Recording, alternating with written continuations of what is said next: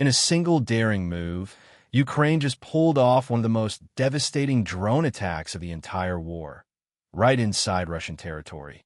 Over 40 warplanes destroyed. This is Operation Spiderweb, and here's how it happened.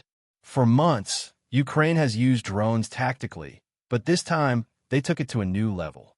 Deep inside Russia, far from the front lines, for key airbases came under attack. These weren't ordinary targets. These bases housed Tu-95 and Tu-22M3 bombers, the backbone of Russia's long-range cruise missile capability. The operation was covert.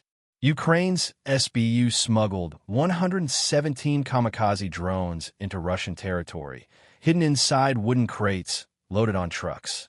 Once in position, the drones were launched from within Russia, guided by AI, zeroing in on military targets with surgical precision. On the night of June 1st, 2025, it began. Massive explosions lit up the skies over Dyagilevo, Belaya, Ivanovo, and Olenya airbases. Satellite images confirmed. Hangars burned, aircraft wrecked, runways cratered. One of Russia's rare A-50 AWACS radar planes was also hit, a critical blow to their surveillance capability. Ukraine claims $7 billion in damage, with 34% of Russia's cruise missile carriers gone in one night. The operation not only damaged equipment, it shook the confidence of the Russian Air Force. It proved that Ukraine could reach anywhere inside Russia.